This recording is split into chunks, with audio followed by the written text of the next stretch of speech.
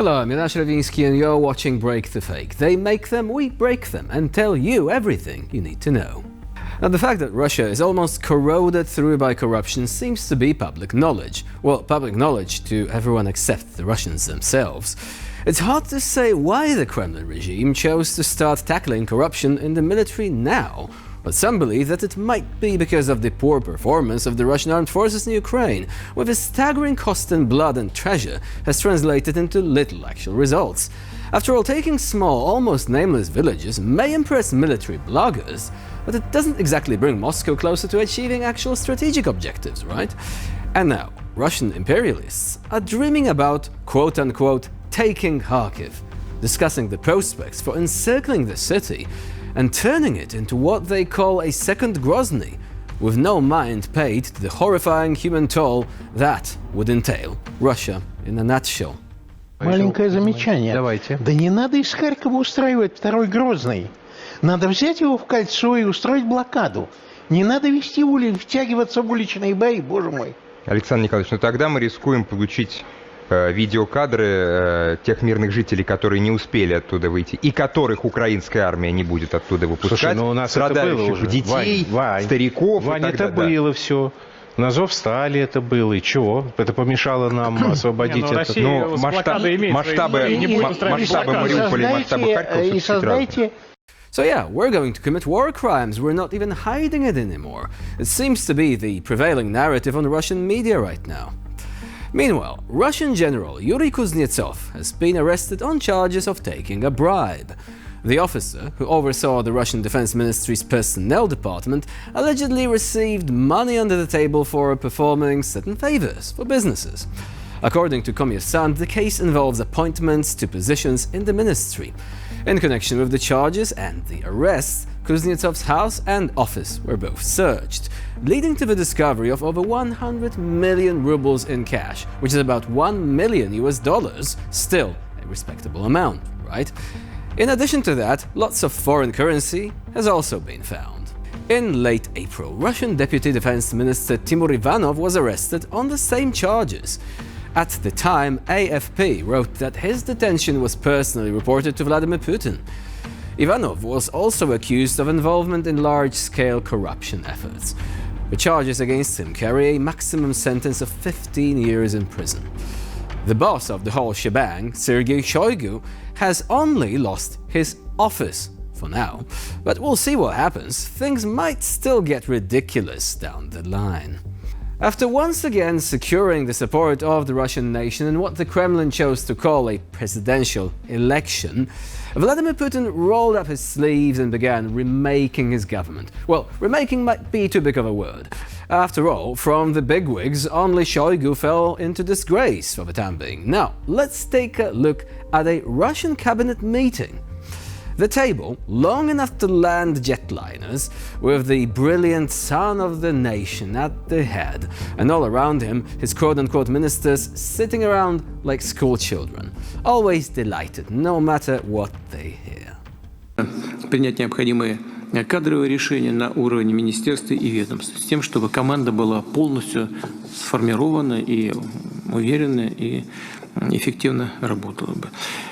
По представлению председателя правительства Российской Федерации мною подписан также сейчас указ о награждении государственными наградами коллег, которые отработали в прежнем составе правительства, отработали достойно. By the way, probably the most profitable career choice in Russia right now, cabinet maker, specializing in tables. Long tables. Putin himself dreams of a world in which he will sit at this table, but the officials he presides over are leaders of countries all across the globe, staring at him with untamed adoration. Unfortunately for him, the world is not so eager to make this dream a reality and end up just one big fief of the Russian Empire as a result. It looks as if the international community will not even leave Ukraine to be sacrificed at the altar of Russian ambitions, which was probably the idea that the Kremlin had to begin with. Well, it's not happening. Olaf Scholz has confirmed that Berlin would be transferring a third Patriot system to Ukraine. For Germany, the decision was far from easy, as the country has very few of them. But the initiative could serve as an example for other countries. All this was said by the German Chancellor at the Security and Competitiveness Summit in Sweden. Let's take a look. Support Ukraine as long as it takes. As you know, we decided to submit now a third Patriot system to Ukraine, which was a decision that was not that easy because we don't have too many of them, but it was important to do that, and we hope that some other European countries will follow, because in the end we need a lot of munition, artillery, tanks, and air defense, and especially Patriot and the RST system from Germany, which will be most helpful. Well done. On the 14th of May, NATO Secretary-General Jens Stoltenberg announced that Berlin would be transferring its third Patriot air defense system to Ukraine. The official also thanked the German government for supporting Ukraine. So this seems to be a move in the right direction. Now, how about these Taurus missiles? You shouldn't allow them to simply rust in peace somewhere in a warehouse. Now, on Tuesday morning, US Secretary of State Antony Blinken arrived in Kiev for an unannounced visit. This is already his fourth visit to Kiev since the beginning of the Russian invasion back in February 2022. Blinken's visit comes weeks after the US Congress finally approved a $61 billion aid package for Ukraine after months of delays. The assistance is expected to arrive at an accelerated pace now as Washington seeks to make up for the months the bill spent held up in Congress. But if you thought the visit was prim, proper and formal, think again. Politicians are people too. Let's see what Blinken got up to in Kiev. And boy, this might come across as a bit of a surprise.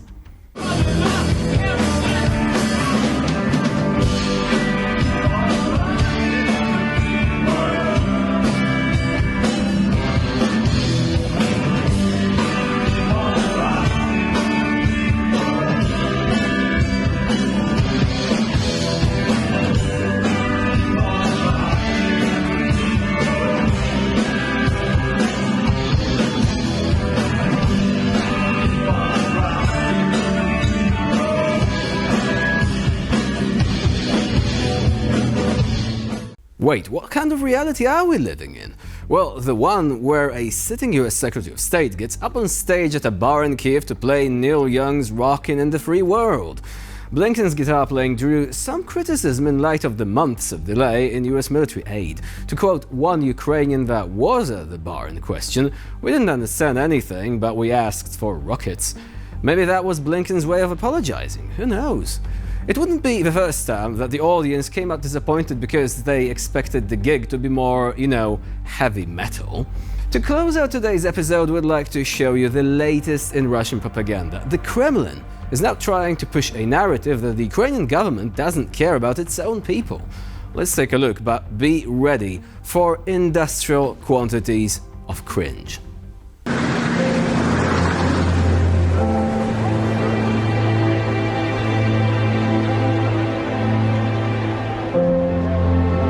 Нічого, тату.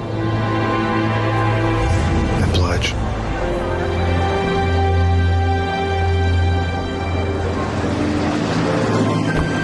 Тримайся.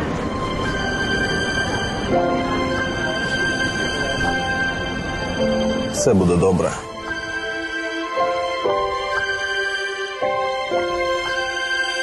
Трунко! Завантажуй цих! Батько наш Бандера, Україна мати, ми за Україну будем воювати. Батько наш Бандера, Україна мати, ми за Україну будем воювати. Давай наступних!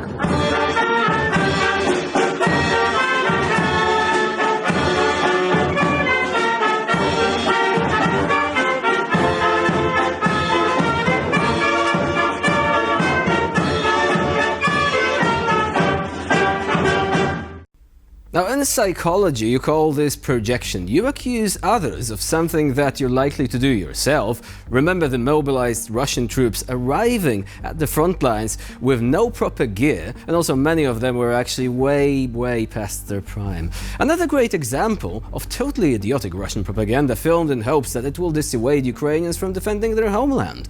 The funniest part is that the Russians are naturally praising it as brilliant. Also, did you know continued exposure to Kremlin narratives can help you develop lasting immunity? We're not just bringing you news and entertainment here at Break the Fake, we're literally giving you a cringe vaccine. Think about that. And with this, we end this episode of Break the Fake. Please stay with us here on TVP World for more continued health benefits and also more latest news and updates.